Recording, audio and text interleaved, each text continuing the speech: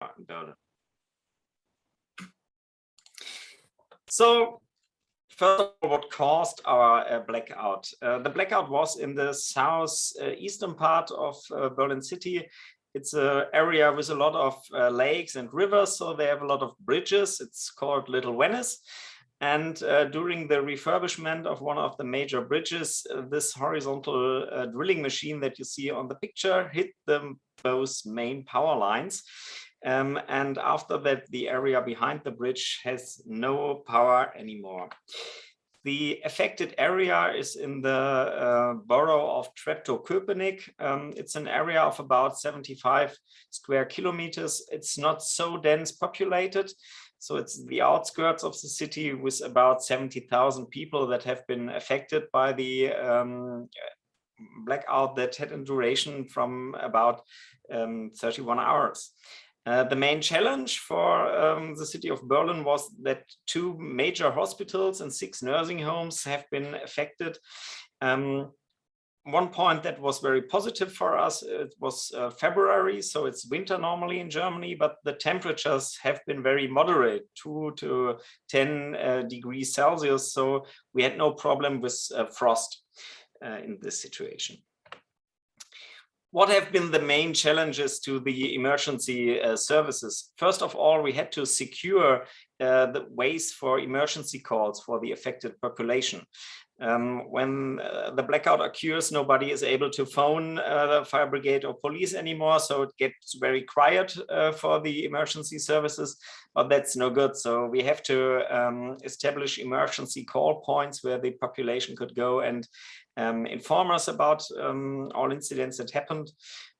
This have been stationary emergency call points, or fire stations or police stations. We have established mobile emergency call points with emergency vehicles, and also the Transport for Berlin bus service was a possibility to send your incident report.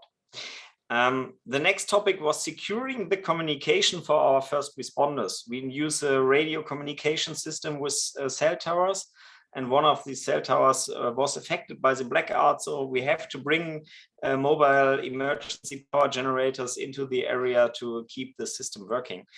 But the main challenge, and I will talk about this during the presentation once again, was keeping the hospitals and the nursing homes in the area working. We had to inform the affected population and give them advice how to help themselves, because fire brigade and police cannot help everybody in detail. And we had to confine the boundaries of the affected area. And in my eyes, it's a critical point, because you need a good communication between the different stakeholders to get good information which area really is affected. And simultaneously to the confinery of the boundaries, we have sent in battalion chiefs of the fire brigade into the affected area to do some reconnaissance, to look what's going on there. And one major problem is that a lot of stakeholders don't know what problems they will have with a power shortage or a blackout.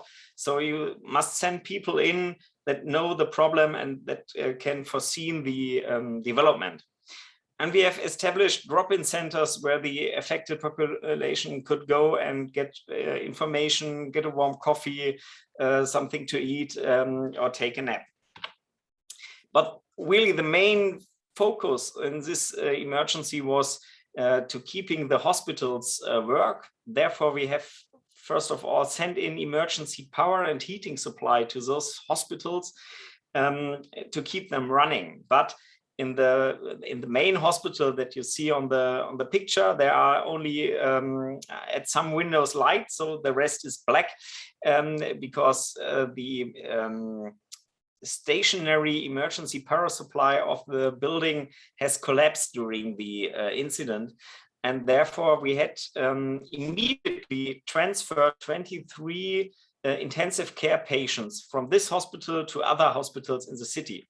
23 is no big number if you think about it, but normally we do 20 of this inter-hospital transfers on a whole day.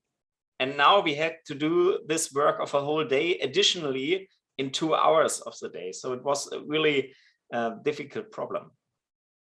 Another very big problem are vulnerable patients. You have, at least in Germany, a lot of people who have an artificial heart, an artificial kidney, or an artificial lung that live at home, and they need power supply to keep this artificial organs alive. So you must know where live these people, and then you can help them. But normally they are not in one central database, so you have to look for them.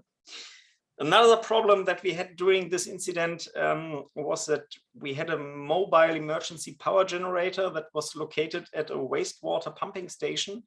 And during this incident, this generator burns off, and we had to send in the fire brigade to extinguish the fire.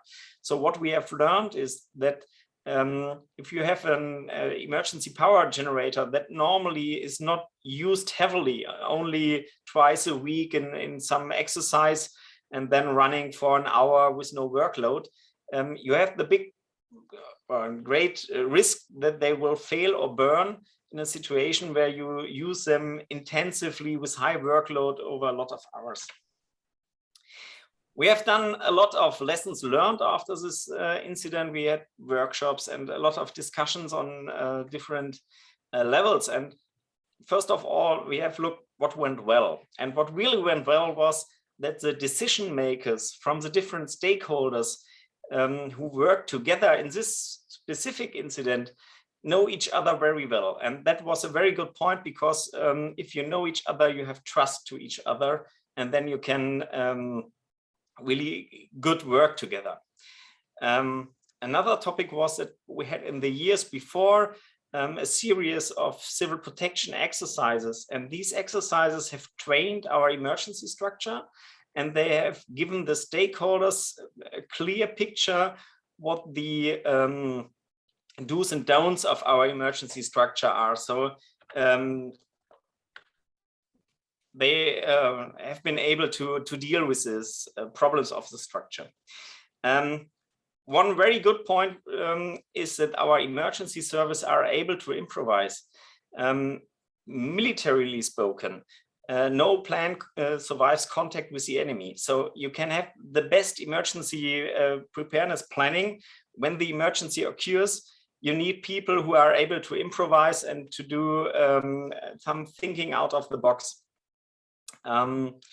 We have sent a leading emergency physician to the hospital for reconnaissance, and that was a really good decision, because he had much more insight than a battalion chief of the fire brigade, and so we had a good and clear picture of the situation in the hospital in our command staff, and we could make better decisions on the basis of better knowledge. And we have really quickly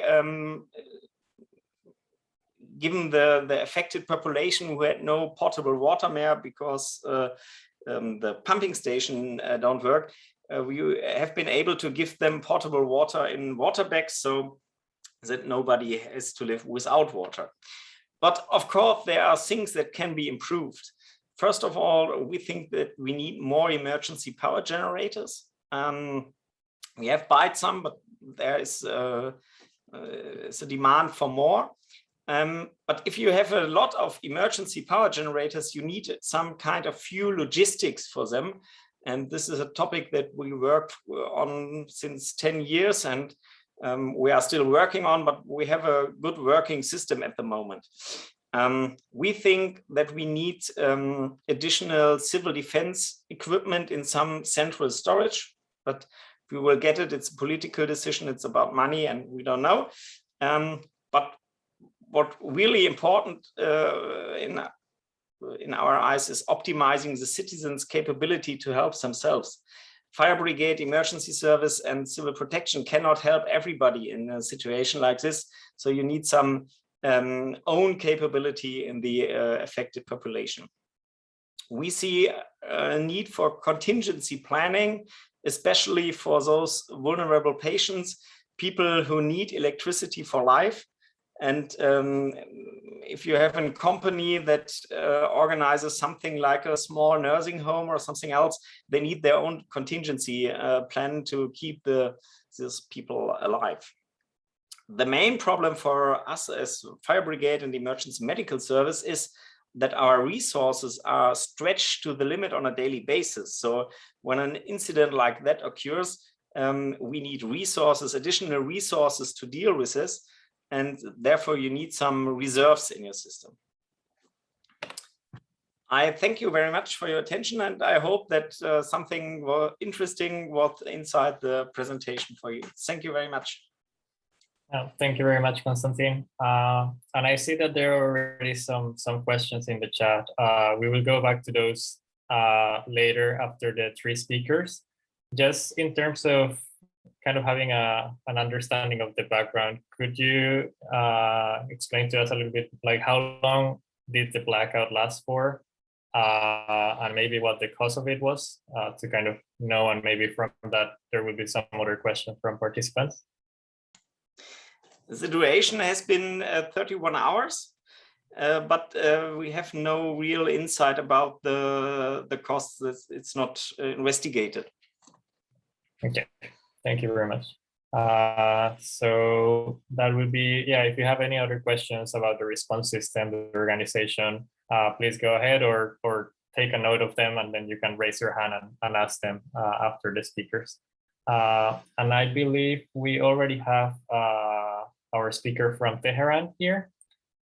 So as I was mentioning, Dr. Alipur is the CEO of Waste Management Organization of the Tehran municipality. And he will be explaining to us a little bit of how it is organized and how they strengthen the resilience of those systems in the city of Tehran. You have 10-12 minutes for your presentation. Please go ahead.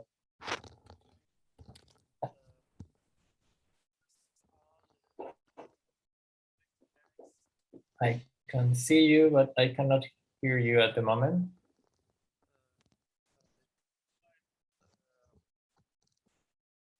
Dr. Alipur? Sure. Oh, okay. You have my voice, you hear? Yes, I think we can hear you. Okay, first of all, I would like to thank you and all of your colleagues to invite us to this meeting. I'm Sadra Alipur from Tehran municipality. I'm a PhD of environment management and the director manager of waste management in Tehran. How I can achieve to my PDF file to show you. I have achieved your system to show my PowerPoint PDF. You should be able to share it from your computer, but if you prefer, I think we can share it from this side.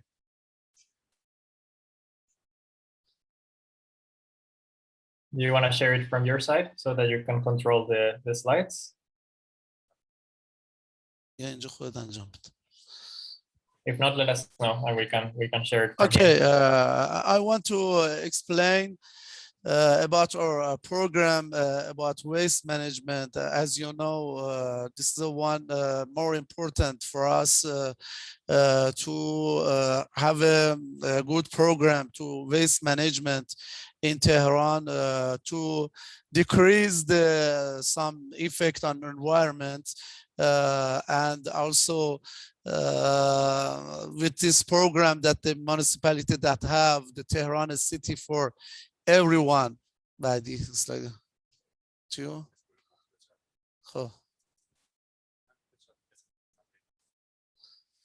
And also, as you see, this our program about waste management, we started to 6 important steps to change our program in waste management to decrease some effect on environment and increase the level of separation solid waste from wet waste in the start point. The first that this program is separation at source. We start some program to establish wet and dry waste storage tank at the source, as you see at this page. And also implementation of separation at the source plan in around 3,000 office and governmental building, same as municipality and some governmental the organization, and also as you see the start of this system from this program. This program's name is COP, and also the meanings in Persian names is the reduce the damping in final station. And the other, on the other hand, we start to implementation the reserve winding mashing in some of building and some of public building in Tehran, as you see, to increase the percentage of separation system at the start point. And next step is the cooperation. This is a special program, the cooperation between us and United Nations Development Program to support us at this program to increase the this program. As you see, this is a representative of UNDP program in Iran, and we signed an MOU that UNDP help us to make some appointments, some to make for us this opportunity at this condition, especially in COVID condition, to waste management in Tehran. And also we have a special program to collect electrical and electronic waste management. As you see, we establish some point the people can bring the electronical waste at this station and help us to collect all of electronic waste from a start point. And now we have 20 this station in Tehran. The people can bring all of electronic waste at this station. And next station is try to establish some factory to construction the advanced intermediate transport station. We have around 10 intermediate station in Tehran. We try to change this condition to increase the percentage of separation to solid waste at this station, and also try to have some organic waste at this station, and finally to compost process. I explain you in next slide. You see some of this MRF system in our intermediate station in Tehran. To this station start, and we try to establish 8 station in next time.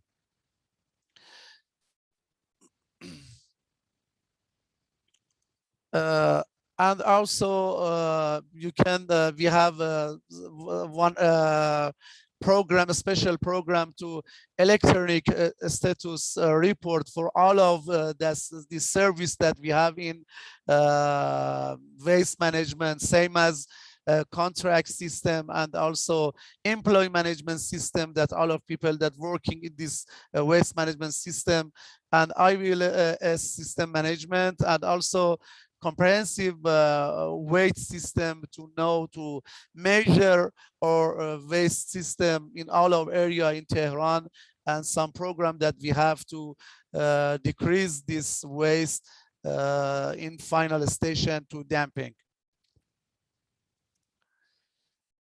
And other program is waste management control monitoring system. We establish in monitoring system to control all of car and all of employment people that working in this system in Tehran waste management system about monitoring cars and roads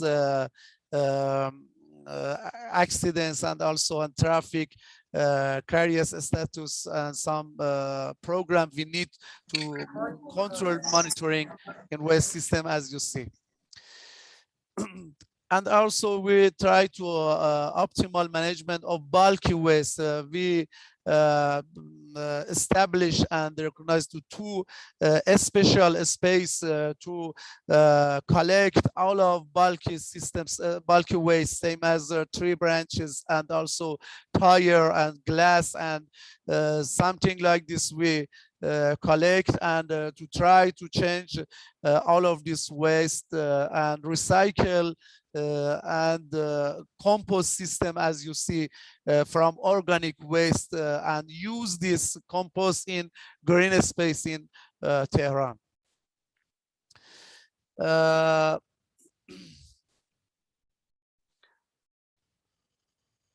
And also in other program that we have in waste management in Tehran is construction and demolition waste management.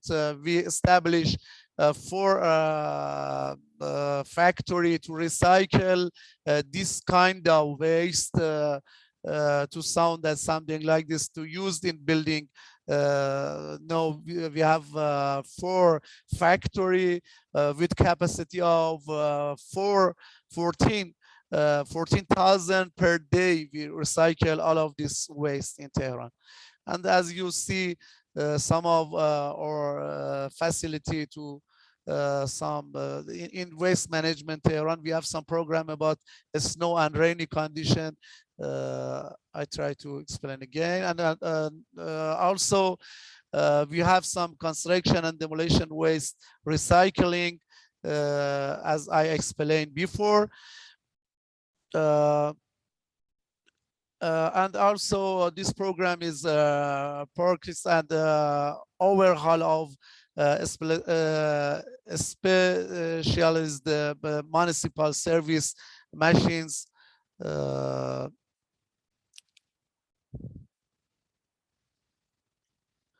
And also we have some program is to collect the medical waste management with a separate system and finally separate damping and as I explained before.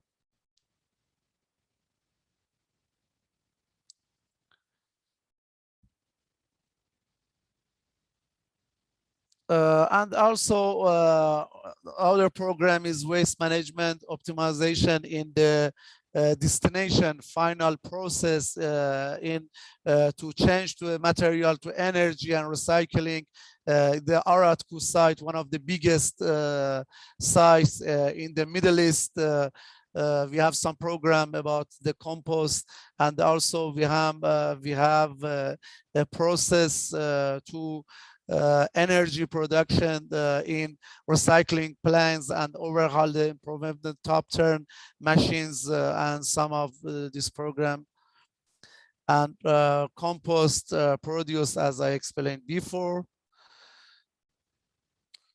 And we have some development of social and cultural infrastructure to increase the participation of people to help us to collection system and the separation system from a start point. Some have some product animation and some movie and something like this to try to help people us at this program.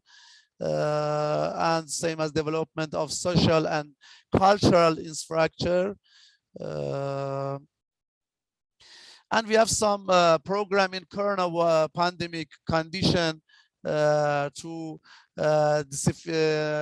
disinfection all of processing line halls and machines and shed health in Aratku site, and also disinfection and lime spraying, washing machine, and something like this, and some program to people and or employment that work at this size to avoid from this condition, and vaccination program that we have all of people. Thank you for attention and about the Tehran Waste Management Program. If you have a question, I'm ready to answer. Thank you. Thank you very much, Dr. Alipur, and thank you for trying of squeezing your presentation within 10 minutes. I saw some different items that it would have been nice to hear more in detail. So I hope some of the participants will ask about those. As I was mentioning, we will have the 3 presentations first, and then we will collect all of your questions to the different speakers so that we can also have kind of an interaction between them. But yeah, very, very interesting to also hear from you the last point of the social and cultural infrastructure, which is often not really forgotten, because I think it's always there, even when we talk about hard infrastructure, but to bring it up as an item of itself. And I hope that there will be some questions about that. So we do have one more speaker, and we will have more time for questions and answers. So I think I'll leave those 5 extra minutes for the question and answer session. Now I would like to invite Mr. Evrim Yavuz and Ms. Melis Bayrakli from the Istanbul Directorate for Earthquake and Geotechnical Investigation. Please go ahead.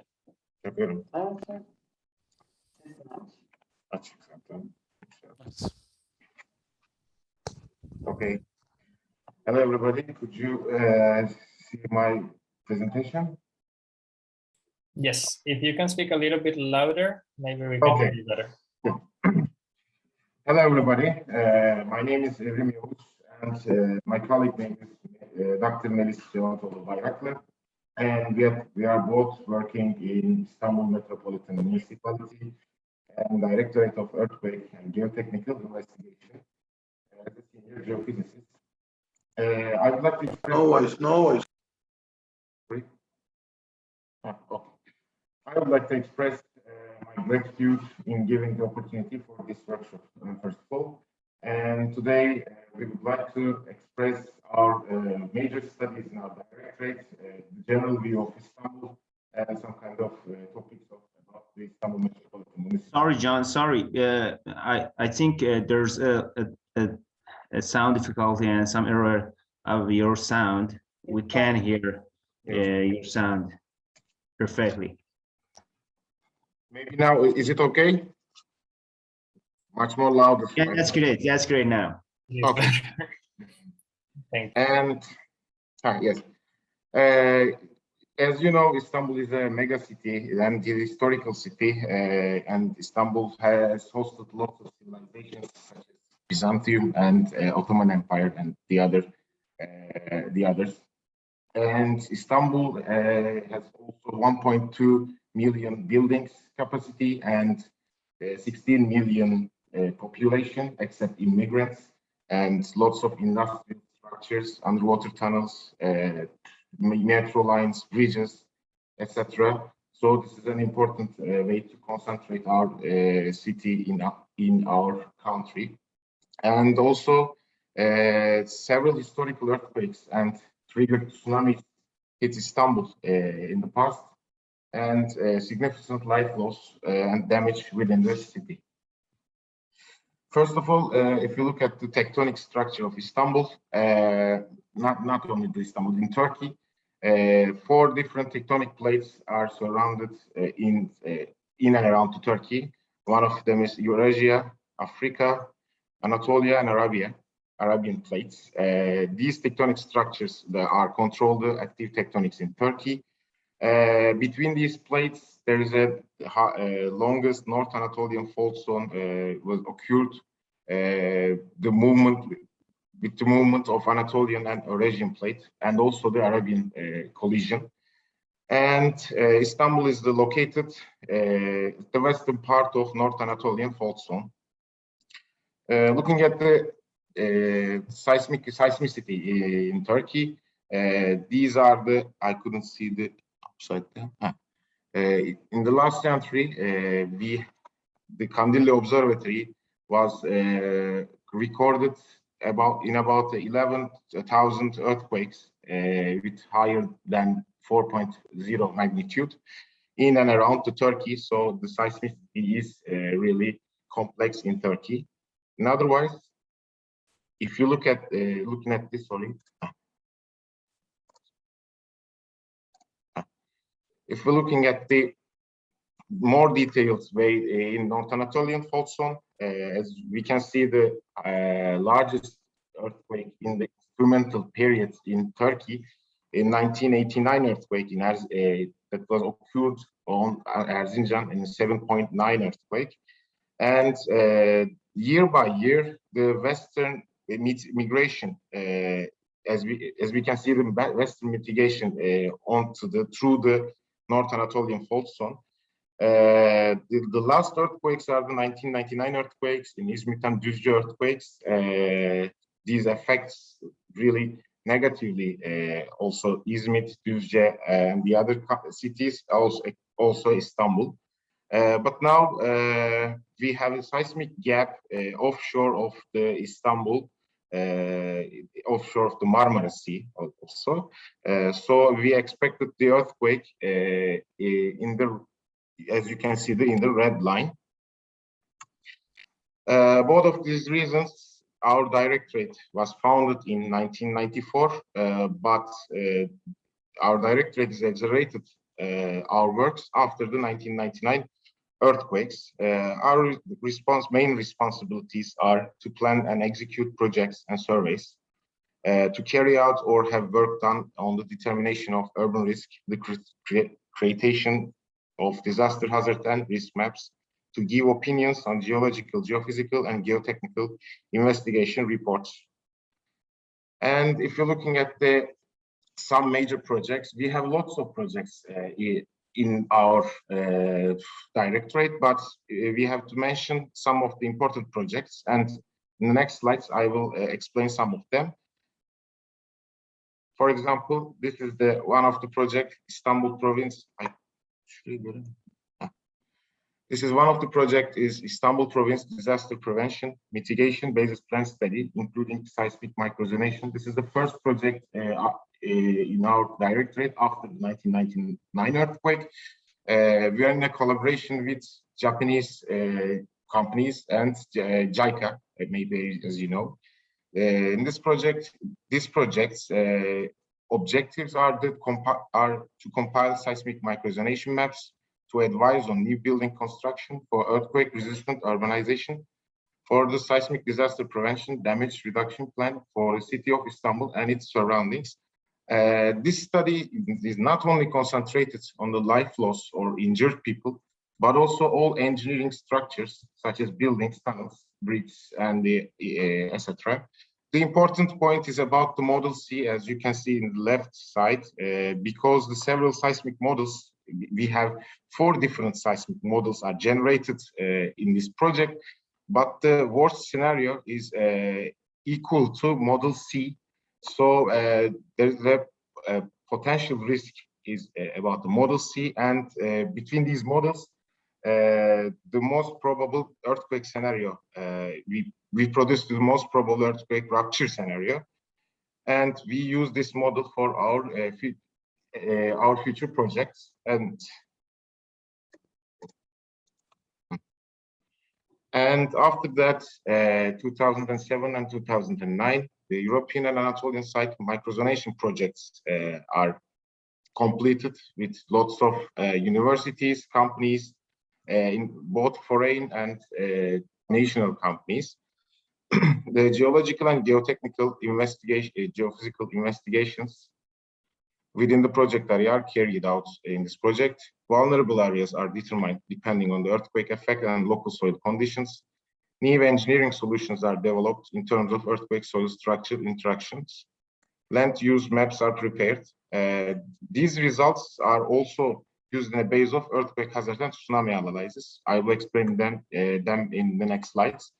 As you can see, lots of maps in here. These are the geophysical, geotechnical, various maps we produces about the microzonation projects.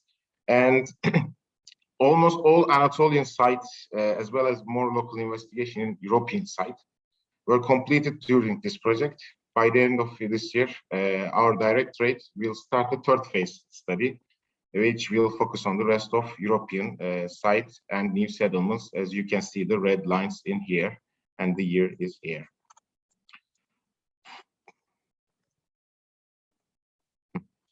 The other one is about megacity indicator system. The abbreviation is MegaEast. Is completed in 2012. MegaEast is the different kind of study in our directorate, for example. MegaEast is a disaster risk analysis that focused on a social vulnerability and the physical damage. The capacity for disaster recovery has also been revealed.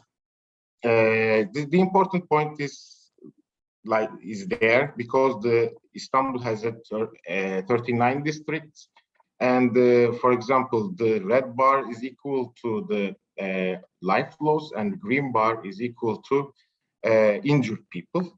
After some determinations, Fatih has a high risk, and also the historical peninsula in Istanbul, maybe as you know, is located in Fatih.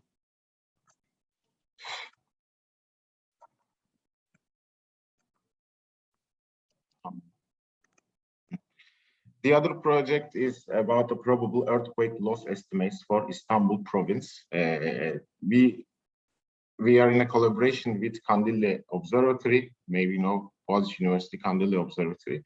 And after that, the important point is about the heavily damaged buildings. This is a simulated study. So we calculated about 5,000 buildings are very heavily damaged buildings, and the other one is about 15,000 or 35,000 life loss is important. The other important point is about the building ages. Before 2000 and also before the 1999 earthquake, 2/3 of buildings are constructed in these years, but the regulations are differentiated by year. So the population, the life of concrete, the life of building type, and the earthquake potential, and especially of updated earthquake regulations, buildings that should be focused on urban renewal are also determined. And our last study is about our important last study is about tsunami risk investigation in the Marmara coast of Istanbul and tsunami action plans. First of all, the possible tsunami that will occur after the possible Istanbul earthquake, as I explained in the JICA scenario, in the model C, like a model C. Both seismic and triggered landslides. The important point is about the triggered landslide because we always concentrate on the seismic scenarios, but offshore of Istanbul, offshore in the Marmara Sea, at the bottom of Marmara Sea, some kind of landslide areas, some kind of trends are occurred inside there. And the important points of in these figures, as you can see in the right side, 3 landslide scenarios are used for this area. For example, the LSPC is equal to Büyükçekmece landslide area. This is the worst scenario. So we use this scenario on our simulations, seismic and triggered landslide tsunami simulations by 10-30 minutes intervals, and we produce earthquake tsunami hazard maps and the booklets of all districts in Istanbul. And as you can reach the booklets, our website, as I will explain it in the next slide. And the last one is about our action plan and field studies, nowadays we are dealing with them because this is an important point, I think. For example, we obtain a tsunami risk plan in here, and after that we are in a collaboration with different kind of experts and universities and companies. So we determine some evacuation routes and safety zones in here. You can easily see the, for example of the evacuation routes in here, and the other one is about the safety zone. And all districts will have information signs in the coastlines.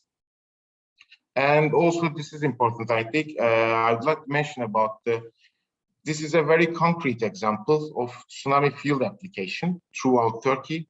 And this is likely to present a good example for other cities prone to tsunami risk within Turkey.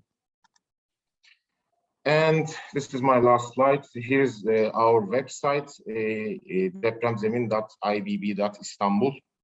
All the works completed by our directorate are shared on the website below. The map I'm showing here is produced using the integrated approach, which synthesized results from previous projects in terms of disaster risk.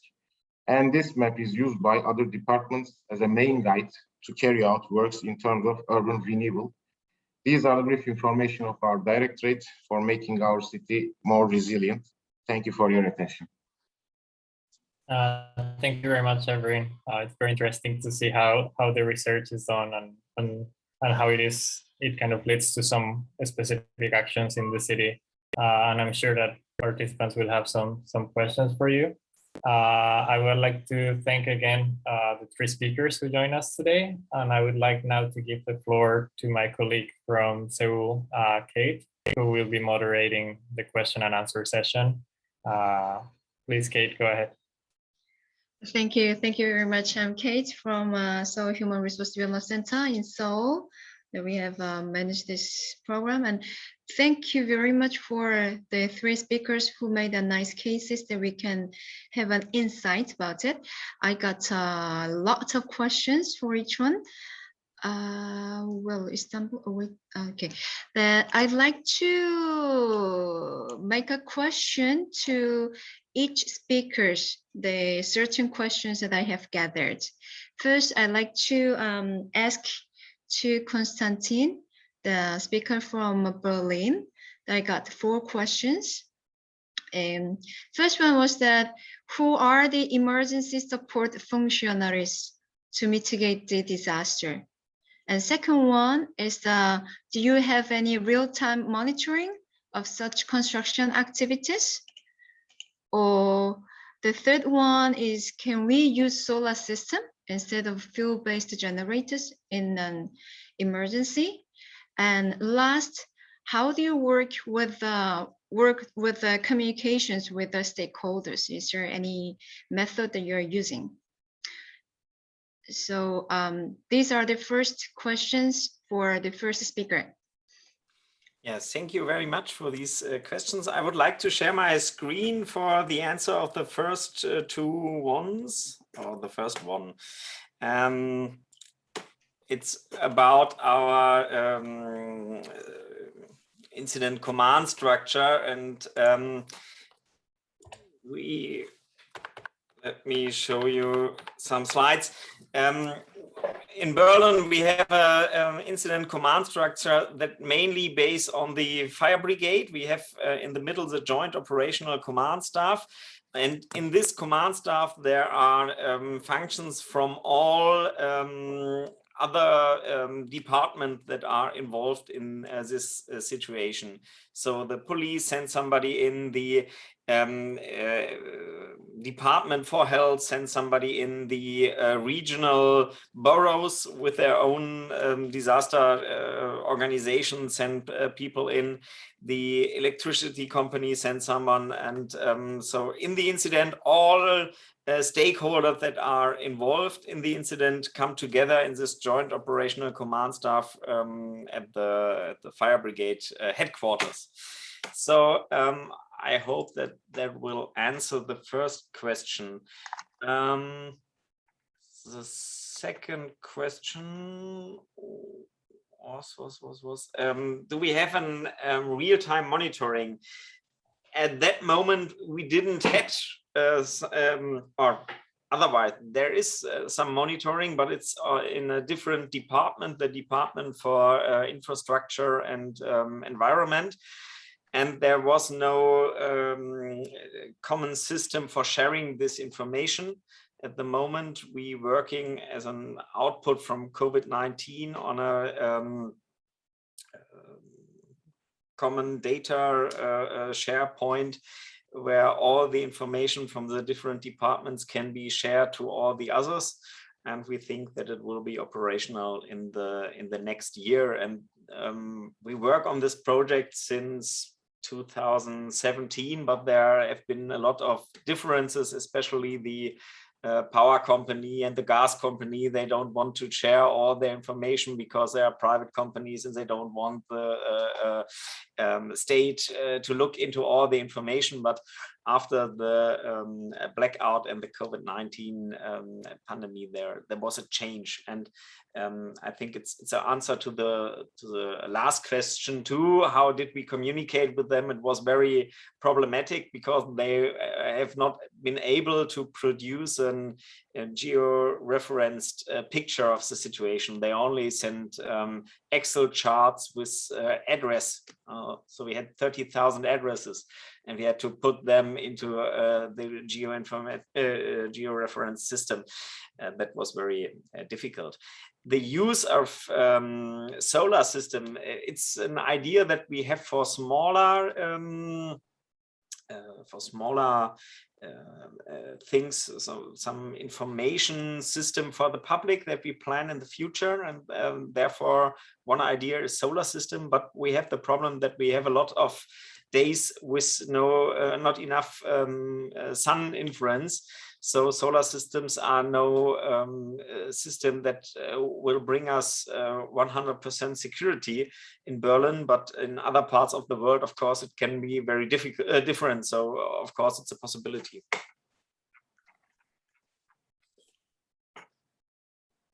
So I think there's another question.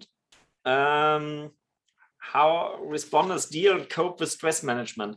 We have a very detailed system of psychosocial care for emergency workers. We have since 1 month, we have a own law for this topic, because we think it's a very important topic with a peer group asset at the first level, and then you work on this.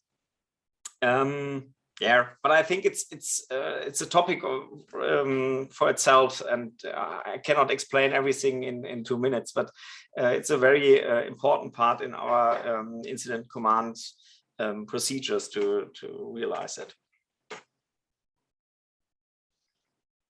So I think, or I hope that would be sufficient for everybody. Thank you very much. Thank you very much for your useful insights. Well, actually, I have few more questions for you, Konstantin, but I will keep it later. First, I think it's better to go on first round, and then I can add more questions later on. So my question goes to the presenter from Tehran. We have 1, 2, 3, 4 questions at the moment. No, actually more than 4. First of all, what are the different impacts of COVID-19 in the waste management system, which you refer to in the agreement with UNDP? That was the first question. And the second one is, do you have any program to recycle the waste of various kinds? How do you recycle them? And can you explain what % of the waste was optimized? And do you have does Tehran have a circular economy model? And do Tehran has a waste segregation best practice? How the citizens are involved in this segregation program? And the last, no, not the last. Can we share the, how to manage infectious medical waste during this COVID-19 pandemic? And the questions follows up actually. The other one is how the local government, no, I'm sorry. Sorry, I missed it. I'm sorry. These are all 4 questions that I have collected for the Tehran. The first one, what is the different impact of COVID-19 in the waste management? And the second one, do you have any waste recycling program? And the third one, what % of the waste was optimized? And do you have a circular economy model? And do you have best practice in waste segregation? How the participants, how the citizens are involved in this program? And do you have, can you share how do you manage infectious medical waste during this pandemic era? Could you answer for those questions?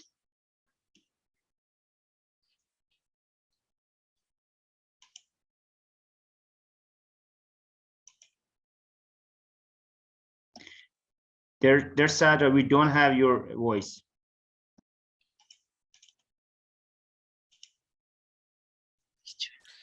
Do you have my voice now? Yes? Very Okay. clear. Very clear. Okay, I try to answer all of your question in one answer. As you know, in Tehran, we start some program now. Unfortunately, we're very late to start the complete program to manage waste. And as you know, Tehran is a big city, mega city, with have more than 10 million population. And now we have around 60,000 waste per day. Just a huge waste for Tehran. And before that, we didn't have a special program to try to separate this waste, the start point, and try to decrease some bad environment effect from waste management. But no, the condition is different. We start this program, as you explained you about reduce waste, this COP program that we have. We started this program, especially in COVID-19 condition. We use this opportunity to have a strong relation between us and the United Nations Development Program, and also WHO, some expert that about COVID condition. We try to use this opportunity to increase the people participation to avoid this special condition. And now about medicine waste, we have a special program to collect all our waste, medicine waste from some hospital, and also the people help us to separate the COVID waste from host, and we have some special car to collect all of medicine waste and bring and transfer this medicine waste a special site that we have for damping with a special condition, damping for medicine waste. This experience is new for us to change the old condition that we have. And also we have some model and way to increase and separate weight on solid waste. The first step, we start from governmental building and also municipality building. to education and public awareness to people how to can separate the waste from a start point. And as you see in my presentation, to make some movie and animation and something like this to increase the knowledge of people about waste management and can be help us at this condition. But as you say before, it's very difficult for us because in waste management we need some strong infrastructure and also some special budget and program, and we need time to complete this program to have a better condition. And finally, I can say, no, we have better condition compared with last time, and we try to complete this program, this waste management, to have a better condition. And as you more question, I can answer. Thank you. Thank you very much. I hope this could be good answers for the questions. And now I'd like to move on to the questions for the Istanbul. It was very interesting to know about the earthquake recovery for the action plans. First of all, we have quite a few questions for Istanbul. First, capacity for disaster recovery. How is it calculated and what factors does it consider? And also about the mapping disaster recovery, what are the indicators used? And what kind of... One by one, because there's a lot of questions, I think. Okay, then I will go one by one. I will group I will group the similar questions for you. Okay. The first one is about the indicators and the factors. How do you calculate the capacity for disaster recovery, and how do you make mapping disaster recovery? What kind of indicators do you use? Okay, so first of all, thank you very much for all these questions. It shows that you are interested by our presentation, so it's a pleasure. So about the coping capacity, we are using some indexes. Actually, these indexes are like international known indexes that we use in this mega project. And when it comes to coping capacity, I mean, we would like to clearly mention that we are a technical department. So our job is to produce the related maps, like doing all the geological, geophysical investigations and producing the relating maps.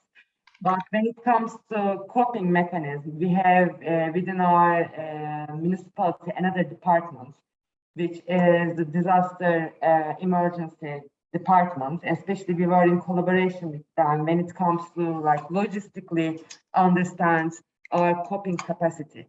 Because clearly, I mean, the earthquake we are waiting is for Istanbul, but this is very evident that we're gonna actually unfortunately, it's gonna be a nationwide disaster.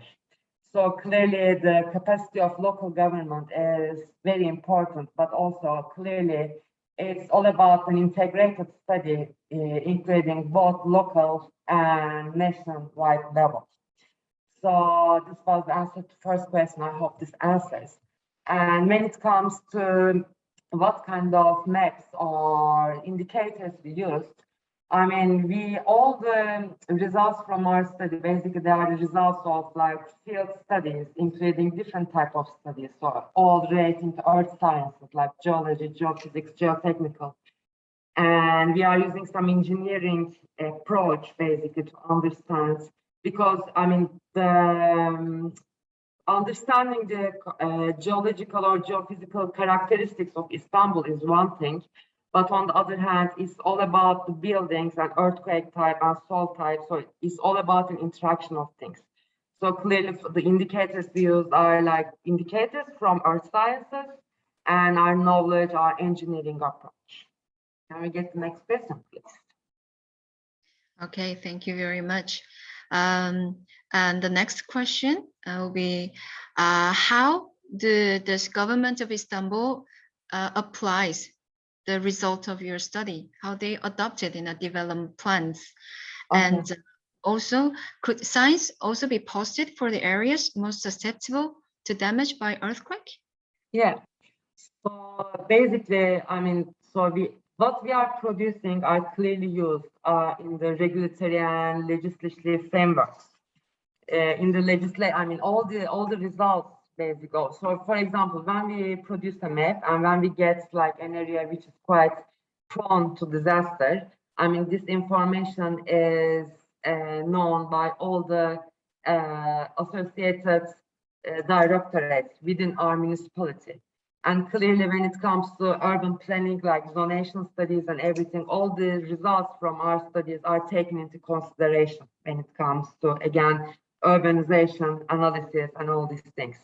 So when it comes what our government does with regards to our results, so clearly, I mean, these are not all staying as like in reports or maps format. Clearly, all the results from this project, they are tried to be applied. But I think the very one concrete example is, so actually my colleague showed the map at the very last map, which shows that we decide from where we should start for the urban renewal, basically, because again, Istanbul is a very big city. So, and there are lots of buildings. So the stock of buildings is about 1.2 million. So clearly we need to get like a start point. We should have something which should guide us. And what guides us is the results from our department, mostly, I can say. Thanks. Thank you. Thank you very much. Finally, the participants are very wants to know more about the situation about the earthquake in Istanbul. First of all, Istanbul, as far as we know, Istanbul falls in the seismic zone. So yeah. Were any earthquakes after 1999? And if no, what governance measures have been taken to mitigate earthquake and tsunami disasters? And is there earthquake? Is there earthquake early warning system? And what kind of system do you use for the operation? And in current situation, what % of residents might be affected in this earthquake? Okay, so I'm going to answer a few of them and my colleague will carry on. So about the many questions, so we try to find a way. So, okay, after 1999, there were clearly some earthquakes within the Marmara Sea. So we showed you a map showing the seismic activity within Turkey in the last century. So clearly there are many earthquakes happening like every single day in Turkey and also in the Marmara Sea. But we didn't get any kind of big as large magnitude events after the 1999 earthquake. But for example, in Istanbul recently, we recorded an earthquake with like 5.8 magnitude just to the west of Turkey, west of Istanbul, basically. And we felt it in Istanbul as local residents. So yes, there are happening earthquakes every single time, but not a huge one. We didn't get a big one. You cannot hear me. We just like it. Okay. And I think I tried to explain like in the previous speech, because you asked me what our government is doing, and I think you repeated your question. So I think this should be answered before. So the other one is about the tsunami earthquake early warning system. Yes, we have an earthquake early warning system. We are working with Kandili Observatory. Could you kindly put microphone much closer so that we can hear much clearer? Okay. Yes, we have an earthquake early warning system, and also we have a tsunami early warning system. We can integrate it with Kandili Observatory, and but now we are studying. But now we are just studying with Kandili Observatory, with a sharing with the gas companies or electricity companies just now. But next, I think in about 1 or 2 years, we are now we are dealing with an application, telephone application, mobile phone application, to announce our people in Turkey, both the tsunami and earthquake early warning system. And our earthquake early warning system is working in a real-time earthquake early warning system. Thank you. And I think there's another question that I'm reading in the chat. So, do Turkey have certain seismic construction code, building codes? Yes, we do have. And these are international widespreadly known codes, basically. Yes, the government is clearly mandating to force such construction laws in high seismic risk areas, but there are many buildings which were built before 2000. That's why there's a very big, there is a huge number of buildings to be so that we can start the urban renewal process, basically. And basically the government at the moment is focusing on these areas, on these buildings, so which were built before 2000, where previously earthquake building codes were applied. But after the 2000s, so after these big earthquakes, we redeveloped the new building codes, and all the new buildings which were built after 2000, they are in accordance with the new earthquake building codes. Yeah, thank you. Thank you very much. Since we have a bit more of time, I'd like to collect other questions while we are having answers from the speakers. I'd like to go on with the other questions. First, with Konstantin, how does responders deal or cope with stress management on these traumatic events, or also the citizens victims to stress? I think we had this question at the last one.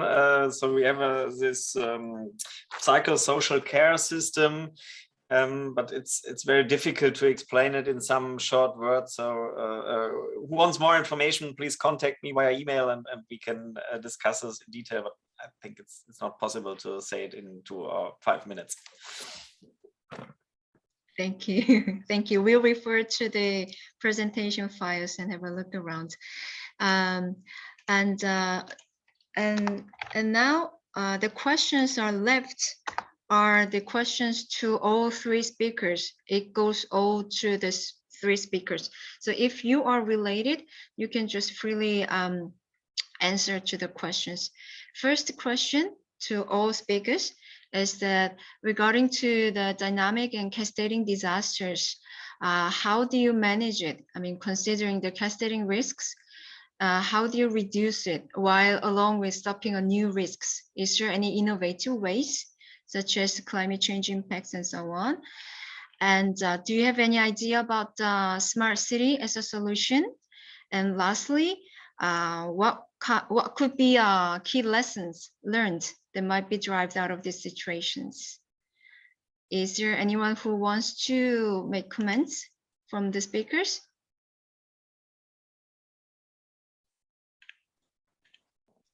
I think cascade effects are a very big topic in natural disasters in metropole regions, and therefore you need a system where all stakeholders work together, because no single agency is able to overview the situation in such a big area and such different fields of expertise.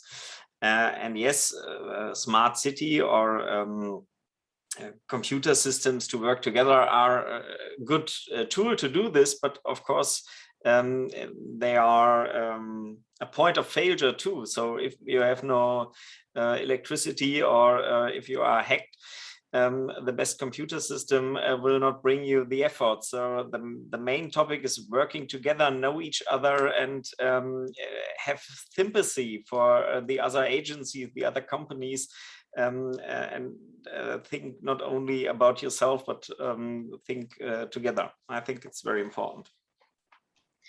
Thank you. Thank you very much. I guess we are getting deeper to the themes that we have been presented. Is there any comment from Dr. Alipur or Evrim? Or actually, for Evrim and Melis, sorry, they have another question. That's like, how do you clearly define each group's role in the program, as we have multi-stakeholder challenges in the resilience housing and the construction? Now, how do you make it with private sectors as well? Do you make clear roles to each groups? How do you communicate, collaborate with the actors? Yeah, so yeah, clearly there are many stakeholders included in all these like renewable and like earthquake hazard approach works. So the main stakeholders, I mean, clearly we have so we are representing local body in Istanbul, right? So we have the governments, there are local bodies in Istanbul as us, IAM. And there are many advisors. We have many advisors from different universities, basically, which are like very reputed professors in their work. So like about earthquake engineering and civil works. Also, we have many, again, advisors from like disaster mitigation departments. So we are working in close collaboration with them. And also there are clearly, I mean, as I said, there are different departments within our IAM. So we have the emergency departments, the disaster emergency department. So we are again in close collaboration with them. And again, the private sector, I mean, we are trying to use as much as information possible because, I mean, as we're going to discuss, I think after that, but collaboration is a key issue when it comes to deal with disaster, right? So, and for a big damage that we are expecting in Istanbul, clearly, as much as collaboration, effective collaboration is absolutely crucial. So yes, we definitely collaborate with different stakeholders. Thank you. Thank you very much. Recently, it's very important to make a collaboration with the citizens as well as the stakeholders to make a good governance. That is very important aspect as far as I think. I guess this will be the last question. I guess I have already covered all the questions raised from the participants. So I'd like to conclude this session of questions and answers with the last question to Dr. Alipur Tehran. The question is, how do you deal with the insufficient attention paid to minimizing construction demolition waste, especially people doesn't opt for adaptive reuse of the structures?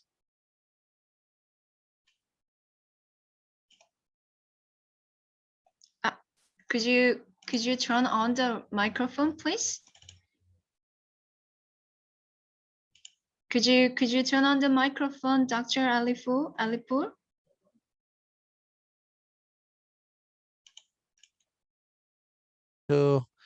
Yes, Perfect. you have my voice? Yes. Now perfect. As I explained in my presentation, we have 6 important steps to establish this program. The name is COP, the meanings of reduce waste, reduce dumping waste in Tehran. Also, one of these main important step is change the condition of in middle station, 10 middle station that we have in Tehran, to change the model of this station to material recovery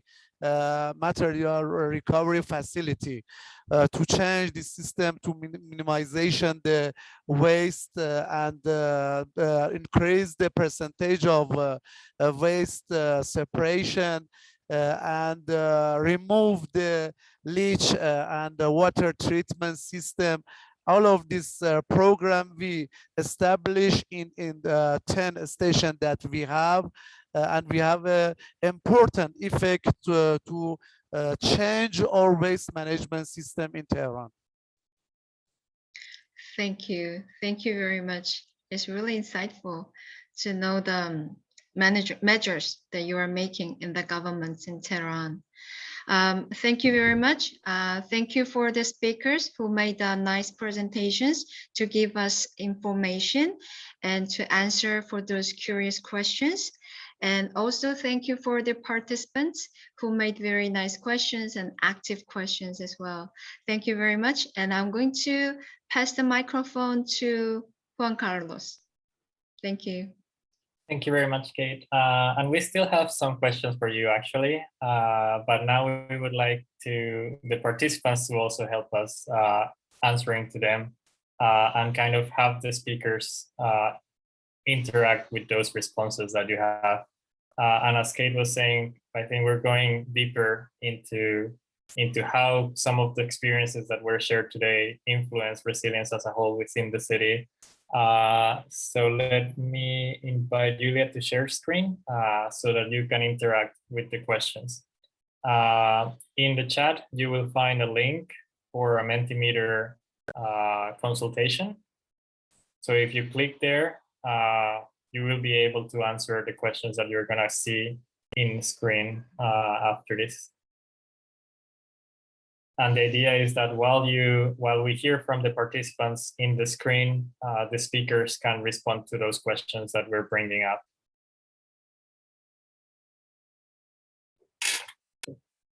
So again, you can click through the link that Julia has sent in the chat, and it will open in your browser where you can answer the question. So what are the key challenges in creating resilience policies when you look at the city as a whole, as a local or metropolitan government? So feel free to write there, and we will start seeing your answers in the presentation.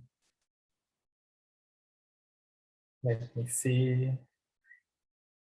Okay, we're starting to see people joining. Okay, so we will leave the screen here. And the idea is I will give the floor now to each of the speakers for them to, in 3 minutes, share their insights into, I think, for them as a whole or from their particular department that they're working on, what are the key challenges in creating resilience policies for cities.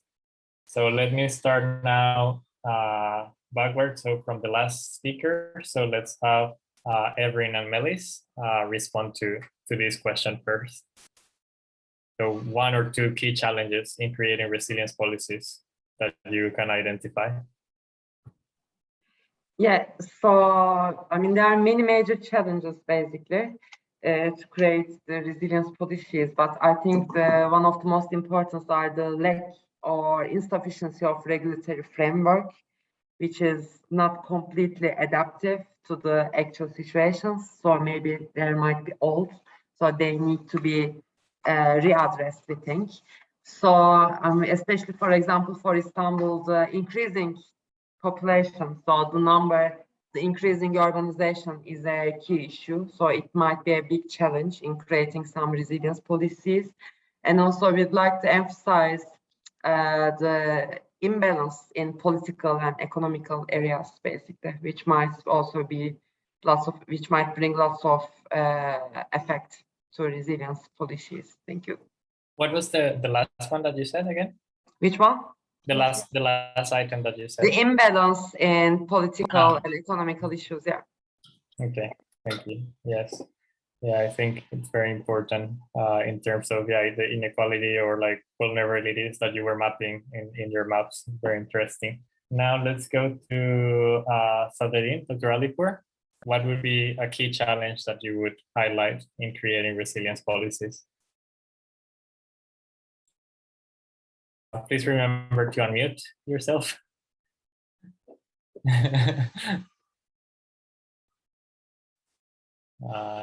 Let me see. Now, yeah, go ahead.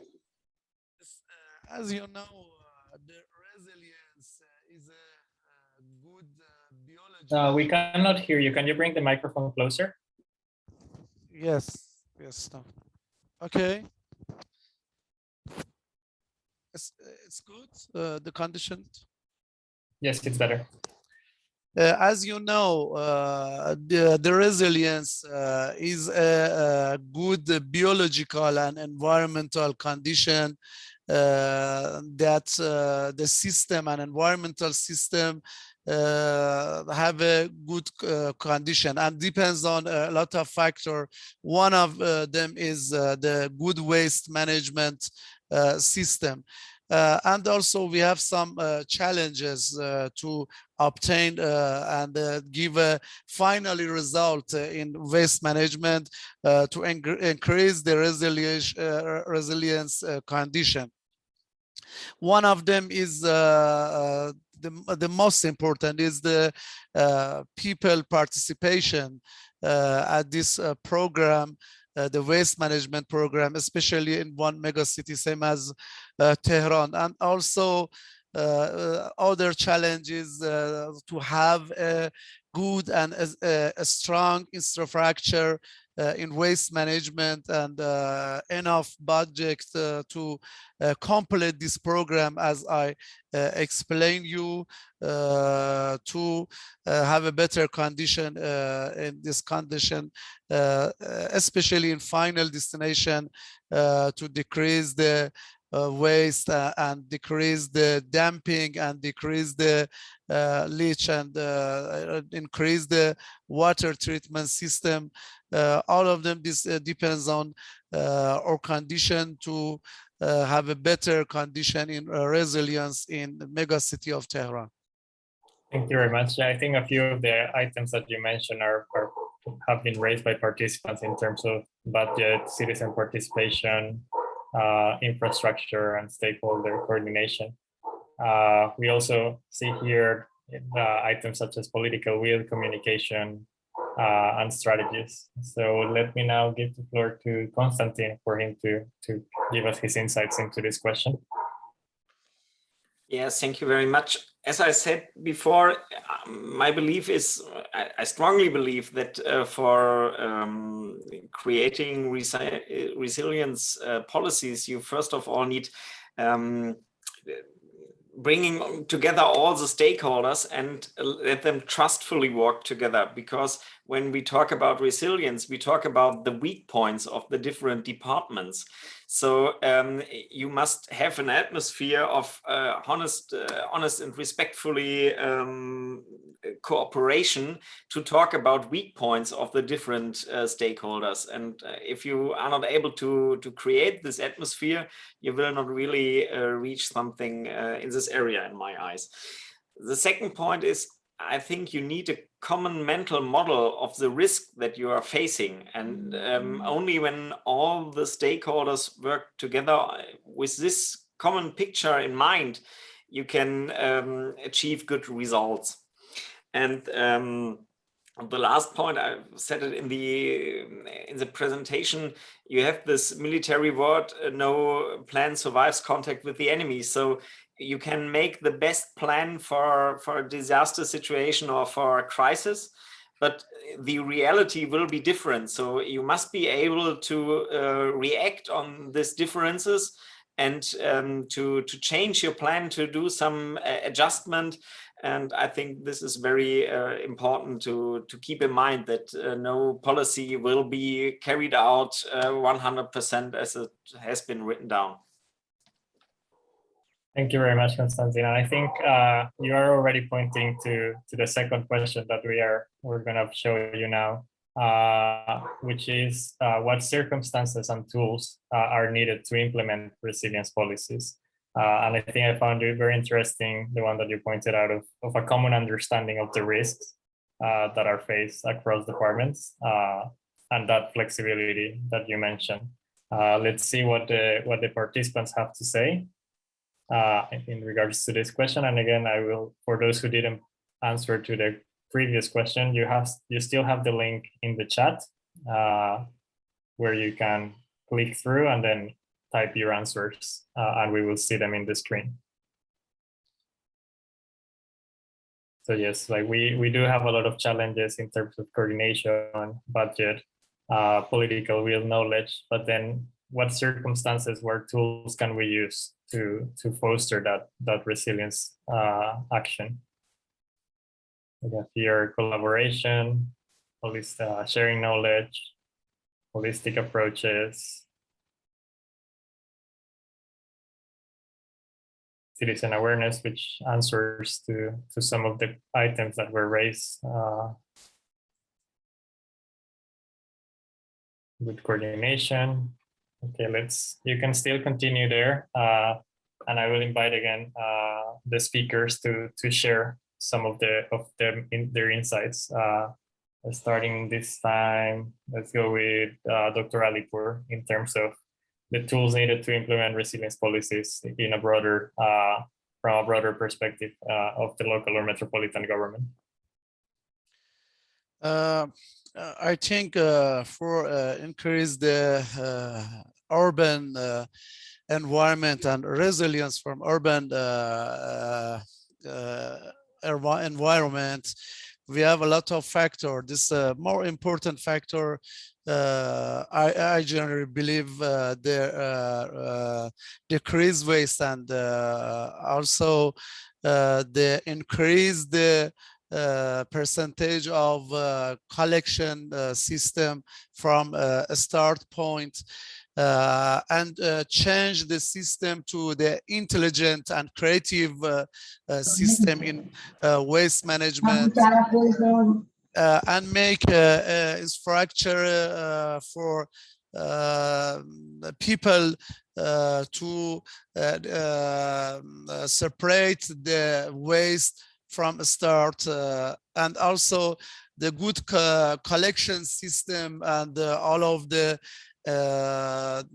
infrastructure to increase this percentage and also increase the recycle and also change to energy system in waste management and decrease the damping in waste management, and also is more important the control and monitoring after damping.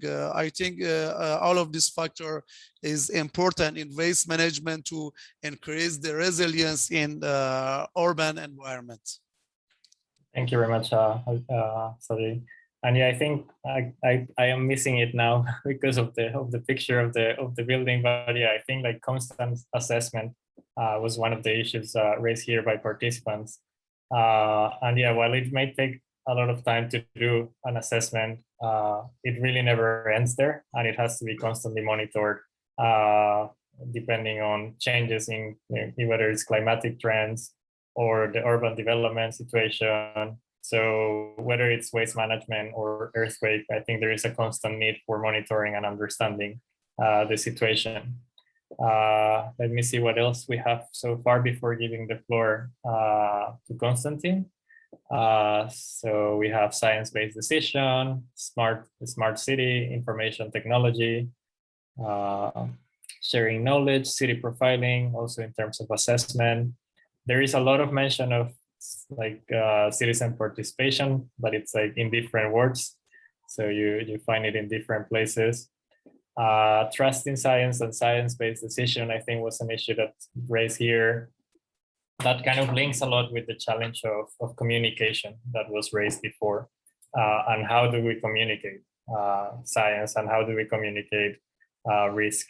So I think that would be an important issue. So Konstantin, please go ahead. I know you've kind of shared already your key points, but if you want to expand based on these answers.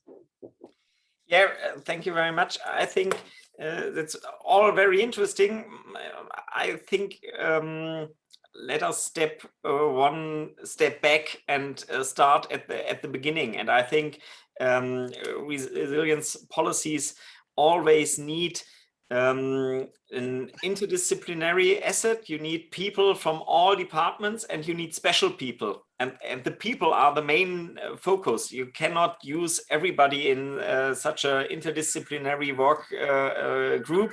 You need special people that can think out of the box, that have some sympathy for others, and such broad working groups, interdisciplinary teams, are very hard to deal with. They have their own dynamics. So you need some kind of moderation and strongly leadership, and it's very difficult to find people who are able to organize this type of working structure.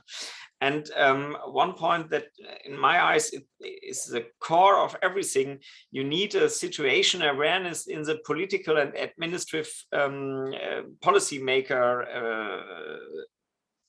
body.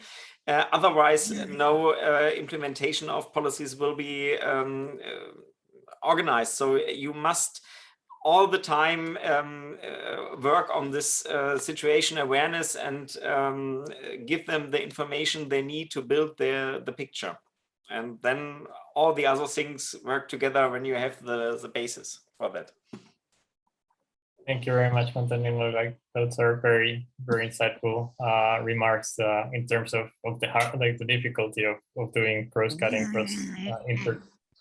sectional collaboration, which I think always comes up when we talk about resilience, but how to do it, it's always an issue. And I think you as local officers know it more than any of us. So it's very nice, good to hear that, those insights.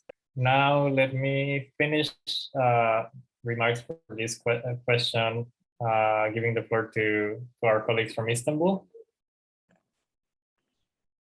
Thank you, Juan. Yeah, so collaboration, I mean, is the most important, the most important part. And you just said that we all know that collaboration is important, but we just don't know how and how effective it is. So maybe we can add just a little word about the importance of clustering.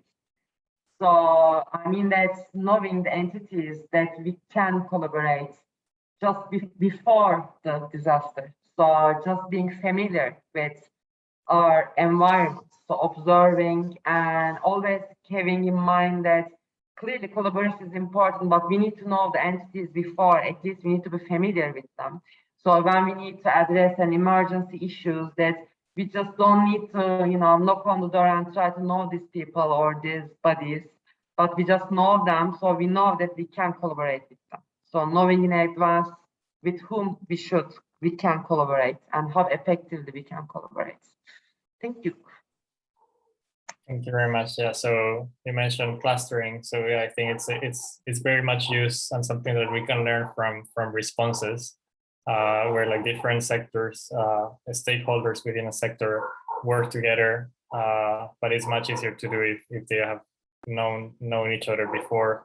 As Konstantin was saying, as in terms of response to the blackout, having had drills, knowing what the responsibility of each department is. So it's an important tool as well. I know we have 10 minutes, and I think I'm gonna take a risky decision here because we do have many participants. But if maybe 2 or 3 participants want to share some insights, please raise your hands, and we can give you the floor before closing today's session. So I cannot see your screen, so please use the virtual hand. Otherwise, I'm not gonna know if you want to speak. Let me see if we have anyone. Meanwhile, let me just read some of the comments that are in the chat, so that we're not in the Mentimeter. So we have vertical and horizontal governance, enabling environment, risk-informed development, which I think was also raised by Istanbul. I think urbanization is many times thought as a challenge for building resilience, but as we were saying in Istanbul, the new developments can be like kind of controlled, or can include a lot of the science and kind of risk awareness that has been found out in the last 10 years. So it is also an opportunity to mitigate those risks and kind of guide development in a way that it doesn't create further vulnerability and inclusive development and leaving nobody behind. I see that you're bringing some of the issues that were raised last week in terms of principles of the SDGs and resilience. So I don't see any hands raised. So in that case, oh yeah, I see. Amin, please go ahead. Yeah, I wasn't seeing the video, so sorry I missed you. Thank you. And that was great speaking, and we have 3 great speakers from different countries and different experience from Berlin, Germany, and Tehran, Iran, and Istanbul. Well, I think the common issue between 3 experience is that we need to transform to a new approach to city management and urban management, especially to smartness. We in Iran, I'm very proud of Mr. Sadruddin Alipur to actually have their experience in Tehran municipality. We, as a Smart City Research Center of Iran in Tehran City, try to create a new idea to manage our city. We must emphasize on smartness and smart transformation, because we live in a new era and we need to tackle our problem in a new actually ideas that I think this must be possible in the form of a smart city. So I want to emphasize on this idea and this issue, and I thank you and all of 3 speakers to share their experience.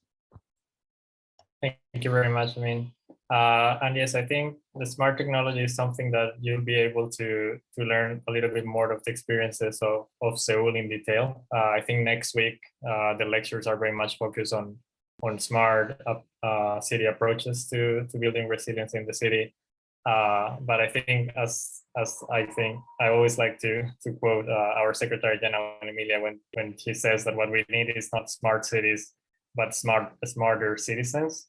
And I think it was also something that was brought today in terms of working with citizens, engaging residents, and making sure that there's more risk awareness, they're more educated, and they're also more able to participate in those decisions and strategy building. Let me see if there's anyone else who wants to share some insights from today or about the 2 last questions. I saw an open microphone. Tushar? Yes, yeah. Are you able to hear me? Yes. Yes. So actually, I will firstly thank the 3 presenters for the valuable knowledge, and what the three presentations actually helped me to understand the dynamics. There are good things which are going on for management of Metropolis, but the key which I found is the connecting links with the different multidisciplinary as well as multi-sectoral approach. That is what I feel the key is. You have a piece of information at your end, but how you able to simplify it and provide it to the last mile. That is what we are working for, and that's the smartness I feel that is, and the bottom-up approach which we need to focus on, because we have every tools, technologies, and everything, but at the end, the most vulnerable, we need to reach out to him, and if we can empower that to the bottom-up level, actually we will get a more resilient citizenship. So that's what I want to share, and I really thank that the 3 presentation really helped me to understand the different dynamics which these cities face and how they are coping with. So I would suggest that more people-centric approach would be more better, and how, because technical knowledge is there, but how we can simplify it to the last mile, that is what the key challenge is. Thank you. Thank you very much, Tushar. Yes, I think the importance of a multi-stakeholder approach is key, and it's been clear. And I think as Konstantin was mentioning, it is, but it's as mentioning was it is a hard challenge for cities, which needs political will, but also kind of the competences to coordinate a lot of different interests and specialties, where somebody gives more value to some specific kind of science, others more to citizens, and kind of how do you coordinate this is something that is more relevant as we develop resilience strategies. Okay, let me see if we have a couple of minutes more, if anybody wants to share some more insights. I'm trying to see. I don't think so. Okay. Then if we don't have any more remarks from participants but in response to these three presentations of today, I would like to invite one of our other partners, apart from UCLG, World Secretariat, Metropolis, the Seoul Metropolitan Government. We are also collaborating with UCLG's Asia Pacific Secretariat, who has been helping us invite cities to this training. And it's also one of the regions of UCLG that has been leading a lot of the work that we do from the World Secretariat on resilience. As we know, Asia Pacific is one of the most risk-prone areas around the world, and we have learned a lot from the experiences of cities in that area in terms of not only like natural hazards such as earthquakes, tsunamis, typhoons, but also how do they interact with the city, the structure of the city, the inequalities, the imbalances that you have, and the importance of political will to target those issues. So to close this session led by Metropolis, we would like to invite our other partner, the Secretary General of UCLG Asia Pacific Office, Bernadia, to share some final insights. I know you've been working in resilience for many years, so we're happy to have you here and hear from you. Thank you very much. Good afternoon, good morning, good evening. Annyeonghaseyo, everyone. I really hope that everyone found this training useful. Can I see the thumbs up from you if you found useful? Yay, this is great. This is good because it's really always nice to arrange or organize the programs and everyone found it useful. First of all, of course, it's always very nice for me to be part of this capacity building and capacity developments, and to greet all of you, the hungry for knowledge people like you, and the one who always want to pursue in your own capacity to be better and better, especially in terms of resiliency. And of course, this would not have been possible without the excellent speakers. I didn't join you from the beginning, but I just listened a few parts of yours, and it's quite interesting how every speaker managed to share experience as well as this expertise with the other participants. So let me thanks one by one the speakers. Mr. Konstantin Arens, a licensed officer to the Berlin Fire Brigade, Senior Department for the Interior and Support from Berlin. Thank you very much for your sharing and insights. And Dr. Sadriddin Alipur, CEO of Waste Management Organizations. Thank you. I listened a little bit part of yours just now. That was great. And Mr. Efrim Yasus and Miss Melis Bayrakli, sorry if I pronounce the names incorrectly, from Istanbul Metropolitan Municipality. And this sharing, of course, is based on your experience, your examples, how cities working towards more resiliency, and all the speakers. And of course, congratulations to UCLG World Secretariat, John Carlo, Sarah from UCLG Learning, and Metropolis, Helena, Jordan, congratulations. And of course, our very important partner here, Seoul Human Resource Development Center. I see Kate Kim there. Good to see you again, Kate. It seems that you managed to, expand these programs after you returned from Barcelona. Congratulations. And of course, my team at UCLG ASPAC Secretariat. And this is really collaborative efforts from all of us to be able to deliver these important subjects that everyone is facing, because resiliency, the United Nations even released a report that natural disasters are occurring three times more often than in 1970s and 1980. Yeah? This is quite alarming also, especially in the Southeast, in Asia and Pacific. So we face these kind of situations almost on daily basis. Whatever challenges you face, flooding, earthquake, even landslide, and now with the climate change, this is also quite important aspects that all of you have been dealing. So we know that especially in urban areas, we see the increasing disasters, and you all have been experiencing this COVID-19, and we know that the COVID-19 hits quite significantly cities, urban areas like here in Jakarta. So cities needs to be more resilient because cities are facing multiple hazards that threaten you not only physical situation, but also social and economic aspects. So, so understanding the gravity of the situation, this webinar is just one of the efforts, but it will continue. This capacity development will need to be continuously conducted, and I'm very, very sure that these discussions has inspired all of you and how we can do better, how can we create resiliency by improving also policies, resiliencies, related policies, and having also innovation. The challenges are huge. I think you have already listed down several challenges, including capacity, funding. This is also very, very important challenge that many local governments have been facing. So we need a very strong, good enabling environments for building resiliency.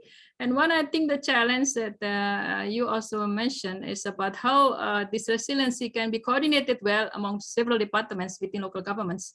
In UCLG ASPAC, for example, we created projects or program on resiliency, focusing on climate resiliency.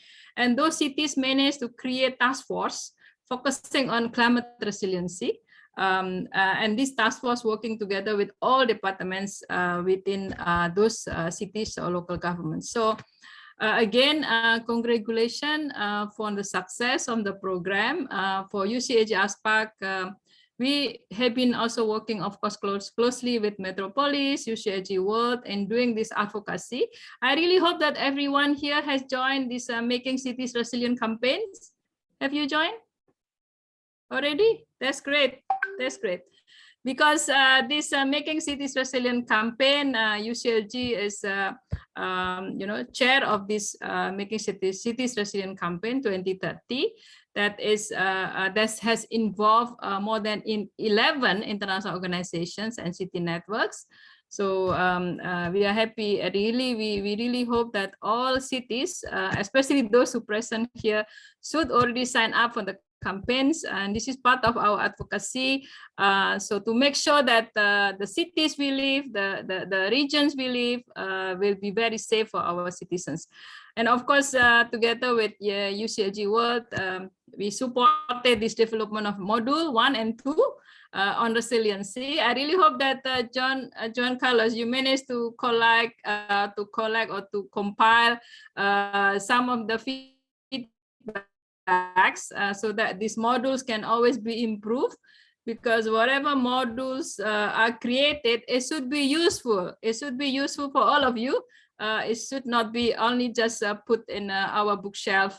So this is why this training, we really hope that we can get more and more feedbacks from you. And we, UCLG ASPAC, also work closely with local governments here in Asia Pacific, also together with governments, several governments, intra-governments, including Indonesian governments.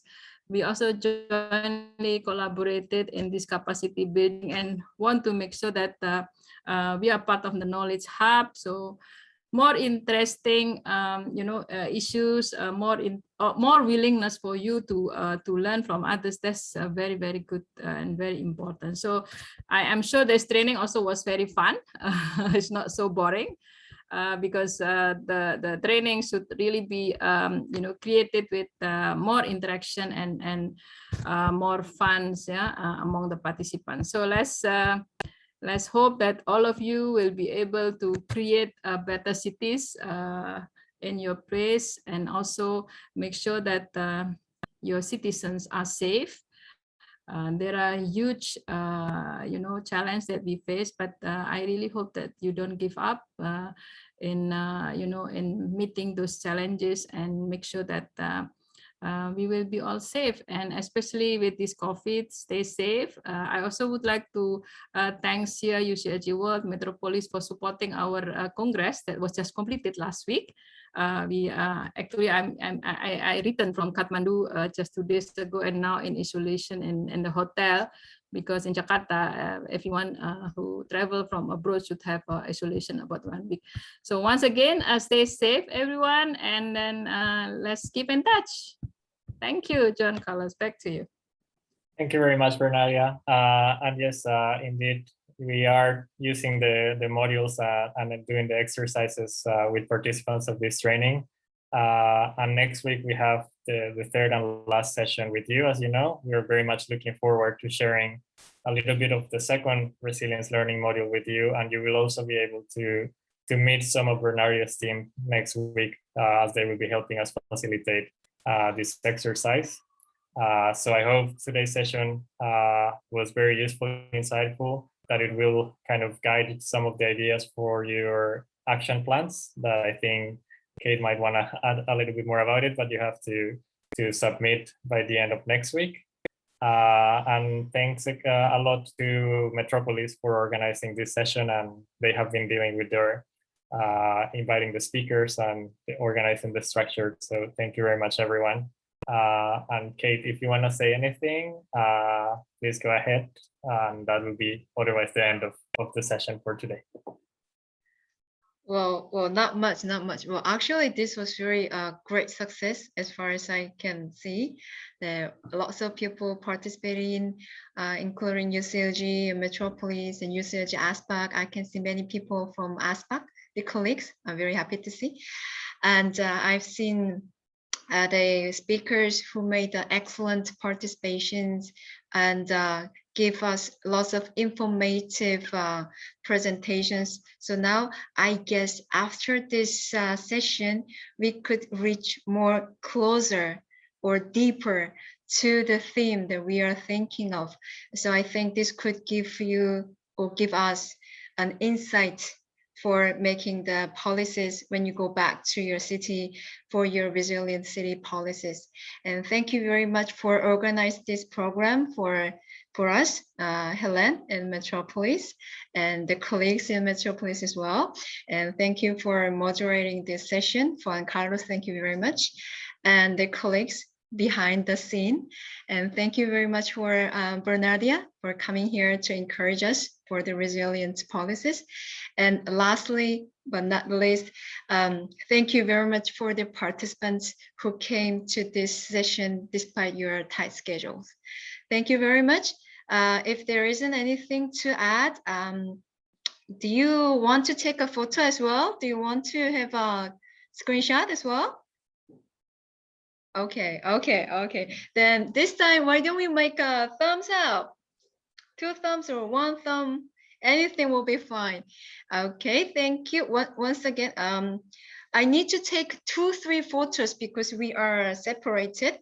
So just make a big smile so I can take a capture. Thank you. Once again, I'll do it again. Okay, 1 shot. And wait 1 moment, please. And for the second screen, and the 2 shots. Okay. Thank you. I got all them. Let me see. Got perfect. So I guess like this is kind of family photo. So now we are all in a group, getting more closer. So I hope this session in collaboration with Metropolis and UCLG and UCLG ASPAC as well as Seoul could make a contribution for all of us to have an insight for the resilient city, to make our city, our region more resilient. thank you very much. Thank you very much for the participation. And well, I will close the session. I will conclude it now. Thank you very much. Thank you. See you Bye-bye. next Thursday. Thank you, everybody. Goodbye. Bye. We'll see you on the next week. See ya. See you next week. Bye-bye. See you. Thank you very much. Bye. Bye.